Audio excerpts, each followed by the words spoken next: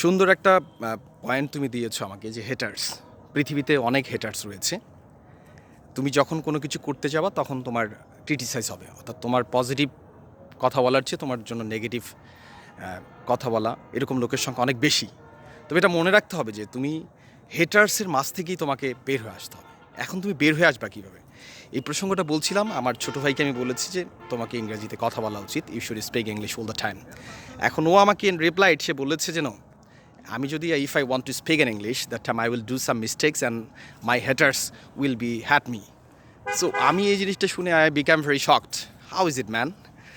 কেন তুমি হেটার্সের ভয়ে কথা বলবা না? হেটার্স থাকা তো একটা positive sign, is the positive sign for yourself. So এটাকে তুমি ওয়েলকাম জানাও যে you have your haters, you have your criticiser. So এগুলো না ভেবে তুমি শুরু করো না। You should try to speak up man. এখন সে কথা বলবে না, সে বললো তার হ্যাটার্স আছে।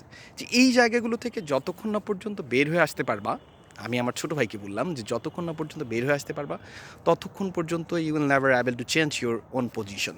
সো পজিশন চেঞ্জ করতে গেলে তোমাকে এই হ্যাটার্স এই যে শব্দগুলো, এগুলো থেকে বেরিয়ে আসতে হবে। কে তোমাকে নিয়ে কী ভাবলো, whatever it doesn't matter for yourself. তুমি যা করতে চাচ্ছ that you have to carry on, এটা তুমি ফোকাস করো, then you will be the successful one. তো তুমি সেটা না করে তুমি বললা যে তোমার হেটার্স অনেক। সো এই হেটার্স থেকে বেরিয়ে আসতে হবে। এটা আমার কথা না, আমি আমার ছোটো ভাইকে বলেছি আজকে এই কথাটা। এটা আমি ছোট্ট একটা ক্লিপস করেছি।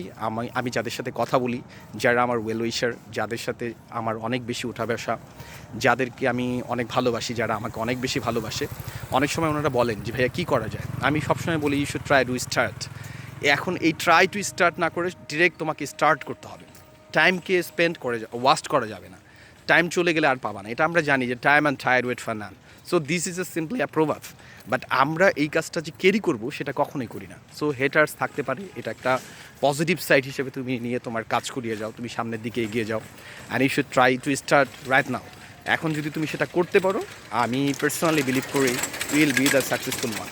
সো সবার জন্য একই কথা, কে তোমাকে নিয়ে কী ভাবলো, কে তোমাকে নিয়ে ক্রিটিসাইজ করলো, কে তোমার শুভাকাঙ্ক্ষী, কে তোমার শুভাকাঙ্ক্ষী না, এগুলো না ভেবে তোমরা শুরু করে দাও।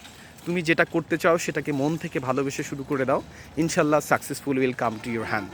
সো আমি আশা রাখি প্রত্যেকের জন্য শুভকামনা, well wishes for everyone. Just try to start your journey, what you want to do and what you want to be in your future career. So career depends on yourself, career totally depends on your hand, not by your fat. We should not believe in the maximum times our fat. আমরা depend করবো আমার ফ্যাটের উপর। আমরা definitely we should believe our almighty আল্লাহ, almighty creature. But আমরা যেটা করব সেটা হচ্ছে আমরা পরিশ্রম করব। We should try to give more আর more industry. So without industry, without labour, you will never be the successful one, and success depends on your own industry. So no one will give you the success, no one will focus in your target, in your career. So you should try to do everything by yourself. আমি আবারও বলছি যে হ্যাটার্স এগুলো দেখে লাভ নাই। আপনারা শুরু করে দেন, স্টার্ট ইউর জার্নি, অ্যান্ড ইনশাল্লাহ অলমাইটি আল্লাহ will give you the proper everything. So thank you so very much. কথা হবে অন্য একটা সময়, অন্য কোনো একটা বিষয় নিয়ে। টেক কেয়ার, আল্লাহ হাফিজ।